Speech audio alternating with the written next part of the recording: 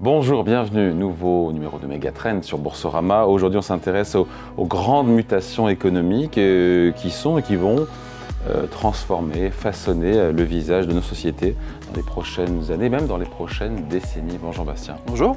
Bastien Dru, responsable des études et de la stratégie chez CPR-AM. Vous avez publié cet été, au cœur de l'été, les tendances éco en 50 graphiques aux éditions de Box Supérieur. En quoi on comprend mieux le monde économique, les enjeux, les défis économiques avec ce livre, et puisqu'il est vraiment accessible à tous, ou c'est un livre de thésard? Non, pas du tout. Il est vraiment accessible à tous. En fait, l'idée de départ, c'est que le monde est complexe, l'économie est complexe. Il y a plusieurs méga tendances, comme le changement climatique, les phénomènes démographiques, etc. Et c'est parfois difficile pour des gens qui ne sont pas spécialistes du sujet de s'y mettre, d'essayer de comprendre les choses. Et ce qu'on s'est dit, c'était qu'un bon graphique bien choisi pouvait permettre d'illustrer, de faire comprendre vraiment ce qui se passe assez facilement, beaucoup plus facilement qu'avec un long discours. Ce bouquin, ce livre, il s'adresse aux citoyens ou aux investisseurs? Je pense à ceux qui nous regardent, qui se disent « bon, moi, en quoi je suis concerné par ces grandes transitions économiques ?» Alors, évidemment, les citoyens, mais aussi les investisseurs, parce que pour comprendre, pour pouvoir anticiper les marchés financiers, il faut pouvoir comprendre les grandes tendances, que les phénomènes démographiques, par exemple l'essor de l'intelligence artificielle, quels impacts il pourra y avoir sur l'économie, sur le marché du travail. Donc tout ça, ce sont des tendances qu'il faut que les investisseurs puissent comprendre. Donc ça s'adresse vraiment à tout le monde, grand public, les citoyens, les décideurs politiques, et puis aussi évidemment les investisseurs. On l'a compris, le principe du livre, c'est des graphiques illustrés, donc ces méga tendances, ces grands changements qui sont à l'œuvre aujourd'hui et qui vont potentiellement s'accélérer en 50 graphiques. On l'a dit, démographie, climat, transition énergétique, approvisionnement en matières premières critiques. On va démarrer par la démographie, parce qu'il se passe quand même des choses. Et on va voir d'ailleurs un premier graphe pour... plus qu'un discours, un premier graphe sur la croissance de la population mondiale qu'on va voir maintenant. Et c'est assez prégnant. Je vous laisse commenter ce graphique. Oui, en fait, ce qu'on voit ici, c'est la croissance annuelle de la population mondiale depuis le 19e siècle. Là, ici, on peut vraiment voir que le 20e siècle est complètement à part d'un point de vue démographique. Je rappelle qu'en 1900, la population mondiale, c'était 1,6 milliard d'individus. En l'an 2000, c'était 6 milliards d'individus. Aujourd'hui, on est à peu près 8 milliards d'individus. Donc, on voit que sur le 20e siècle, la croissance de la population a été extrêmement forte et beaucoup plus forte qu'auparavant. Ce qu'on voit sur ce graphique, c'est que la croissance de la population mondiale a été très forte, a été particulièrement forte après la Seconde Guerre mondiale. C'est normal, c'était le baby boom. La croissance de la population mondiale était d'un peu plus de 2% par an sur ces décennies-là. Et puis, ça c'était concomitant avec une croissance économique qui était aussi très forte. La croissance de la population mondiale, c'était aux alentours de 5% par an. Et plus récemment, on a eu un ralentissement de la croissance de la population mondiale. On est même tombé en dessous de 1% par an récemment. Donc là, on vient sur un rythme de croissance de la population mondiale. Qui nous renvoie aux années 30. Qui nous renvoie à la première moitié du XXe siècle, on pourrait dire. Et ce qui est prévu notamment par les Nations Unies, c'est que ça ralentisse encore plus et que on c'est la courbe rouge. C'est la courbe rouge qu'on voit sur ce graphique-là et que ça converge vers zéro lors de ce siècle, avec un pic de la population mondiale qui est estimé par les Nations Unies vers 2084. Il y a une incertitude qui est extrêmement forte là-dessus parce qu'on a beaucoup de mal à finalement prévoir la natalité. On a ce qu'on appelle maintenant, non pas un baby boom, mais un baby bust, vraiment un effondrement de la natalité un peu partout. On voit aussi en France. Qu'on voit notamment en France. Le nombre de naissances en France entre 2010 et 2024 a baissé de 21%. Donc ce qui montre qu'il y a vraiment un effondrement des naissances partout, mais en particulier... Il y a plus de décès en France cette année que de naissances. Et ça, première depuis 1900. Tout à fait atypique. Et on a... En quoi c'est une méga tendance? Parce que je reviens encore une fois, le phénomène hyper intéressant, mais en quoi c'est une méga tendance? En quoi ça nous concerne? En quoi ça concerne l'investisseur, l'épargnant? Ça concerne l'investisseur parce que, alors à plusieurs titres, on pourrait en parler pendant des heures. On va en parler pendant des heures. Il y a déjà 60 pays qui ont déjà connu leur pic de population. Donc, qui a une population qui décroît. Au Japon, ça fait la 16e année consécutive en 2024 qu'il y a une baisse de la population. Et ça s'en ressent partout. Ça s'en ressent au niveau de l'organisation de la société, mais aussi au niveau de la croissance. Parce qu'on a la croissance de la population, c'est vraiment l'un des moteurs, si on veut, de la croissance économique. Donc à partir du moment où il n'y a plus de croissance de la population dans un pays, ça veut dire que la croissance économique va être beaucoup plus faible. Donc déjà, ça, on voit que les rythmes de croissance différents entre les pays peuvent être expliqués notamment notamment par les phénomènes démographiques. Ensuite, il y a aussi les phénomènes de vieillissement de la population qui font qu'il y a le développement d'une classe de population qui est très importante, qui a des habitudes de consommation qui sont très différentes des autres classes de population. Et donc cette senior economy aussi est très importante, il faut la suivre parce qu'il y a des phénomènes très importants qui se mettent en place, notamment au niveau financier et économique. Ce vieillissement de la population, c'est donc moins de croissance, c'est plus d'inflation ? Ou pas? Alors cette question de l'impact du vieillissement sur l'inflation, elle a été très difficile à trancher. On a pu prendre l'exemple du Japon, qui a eu beaucoup de problèmes, qui est l'un des pays les plus avancés dans le monde en termes de vieillissement, qui avait justement des problèmes d'inflation trop faibles. Et là, visiblement, les choses sont en train de changer. Il y a eu un discours à Jackson Hole, donc c'est la conférence des banquiers centraux cet été, lors de laquelle Kazuo Ueda, donc le gouverneur de la BOJ, le gouverneur de la BOJ, Bank of Japan, a fait un discours qui disait que à partir de maintenant, le Japon était entré dans une phase dans laquelle le vieillissement de la population allait nourrir l'inflation parce qu'il y aurait des pénuries de main-d'œuvre qui seraient tellement importantes que ça donnerait du pouvoir d'achat aux employés et donc des salaires qui augmentent et donc de l'inflation qui repart.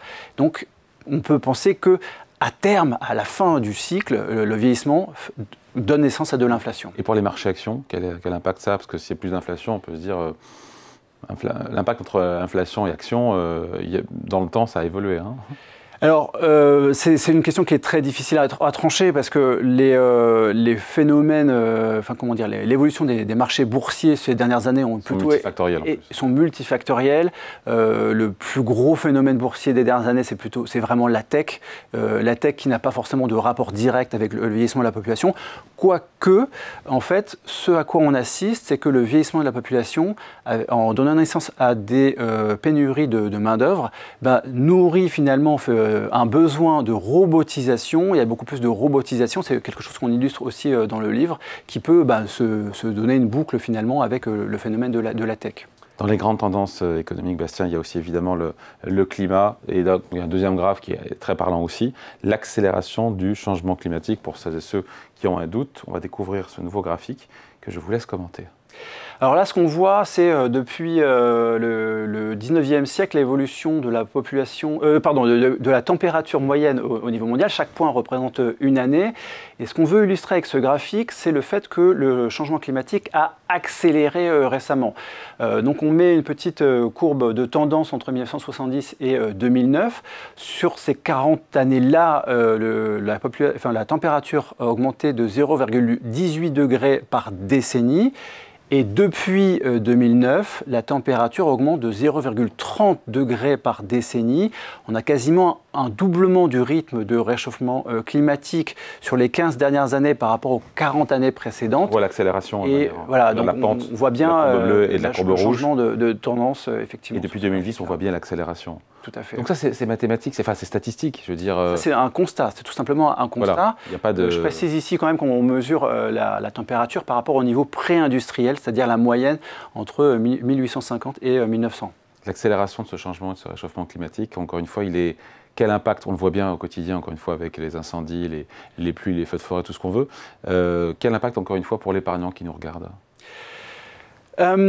Il est aléatoire, je dirais, parce que les catastrophes climatiques sont aléatoires. Elles sont de plus en plus fréquentes. Et elles coûtent de plus en plus cher, d'ailleurs. Elles coûtent de plus en plus cher, notamment pour les assureurs. On peut penser aux inondations au Pakistan en 2022, on peut penser aux feux de forêt au Canada en 2023, en 2024, et en particulier en Europe en 2025. Il n'y a jamais eu autant de territoires brûlés en 2025 en Europe par rapport aux années précédentes.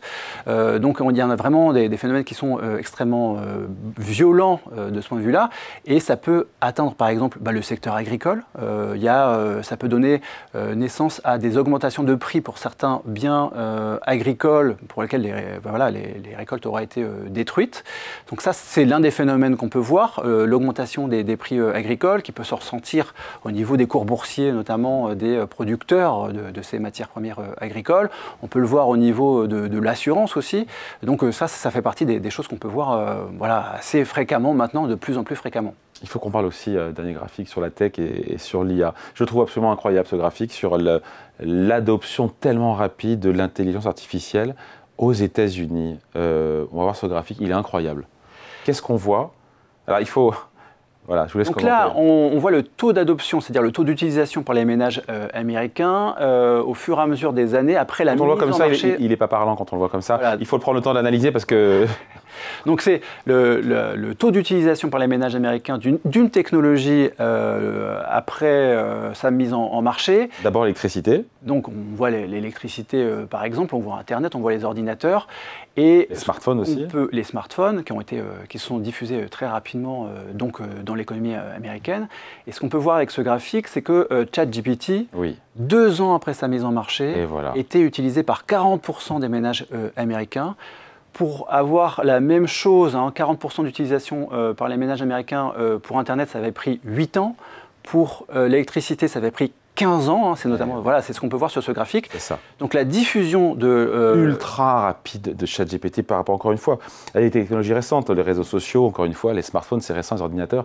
Là, c'est fou. Si on peut revoir encore une fois ce... Moi, j'étais scotché de voir en fait qu'il se produit, il se passe quelque chose. Et là, en réalité, c'est les chiffres, donc à la fin de l'année 2024. C'est cette première courbe là, qui accélère d'un coup. Et c'est vrai que pour voir les 40%, pour les smartphones, il aura fallu 4 ans, entre 4 et 5 ans. Oui. Pour les réseaux sociaux, pareil, 5-6 ans. Bref, là, en 2 ans, ce taux de pénétration de 40%. Et en 3 ans, on verra un chiffre sans doute beaucoup plus fort, parce que ce qu'a dit OpenAI durant l'été, c'est qu'ils étaient déjà à 700 millions d'utilisateurs dans le monde, et on a une accélération de cette utilisation qui est extrêmement rapide. Donc, et voilà, encore une fois, quel impact sur l'économie et sur les marchés, et donc pour les épargnants? Là, d'un point de vue boursier, c'est évident, parce que ce qu'on a pu voir sur les 5 dernières années, et on l'illustre aussi dans le livre, c'est que vraiment, en bourse, ce qui a le plus marché, c'est les actions qui sont liées au secteur technologique. Et il y a eu un vrai boom de ces actions technologiques, notamment avec cette révolution de l'intelligence artificielle, parce que l'intelligence artificielle, pour faire tourner les modèles, il faut beaucoup de puces, donc il faut beaucoup de puces NVIDIA. Nvidia est devenue la première capitalisation mondiale, c'est pas pour rien, c'est notamment causé par ce graphique-là, parce qu'il faut des puces électroniques les plus à la pointe, mais on a aussi besoin de data centers, et tout ça a fait en sorte que finalement, il y a eu une très forte progression des cours boursiers de ces sociétés technologiques, qui est elle-même causée par une augmentation des profits qui est extrêmement rapide. Sur les 12 derniers mois, ce qu'on appelle les 7 magnifiques aux États-Unis a engrangé plus de 560 milliards de dollars de profits. Ce sont des montants qui n'ont jamais été observés pour des grandes capitalisations aux États-Unis. Même quand on le rapporte au PIB, ce sont des choses qu'on n'a jamais vues. Donc là, on a un impact boursier causé par cette méga tendance de la digitalisation qui est extrêmement clair et évident. Voilà donc les tendances éco en 50 graphiques à mettre entre toutes les mains, et même les plus jeunes, un panorama des tendances qui façonnent l'économie d'aujourd'hui, de demain et surtout d'après-demain, et ça commence aujourd'hui. Merci beaucoup. Donc livre signé Bastien Drue, responsable des études et de la stratégie chez CPRM aux éditions de Bock Supérieur. Merci. Et Megatrend revient dans quelques jours sur Boursorama.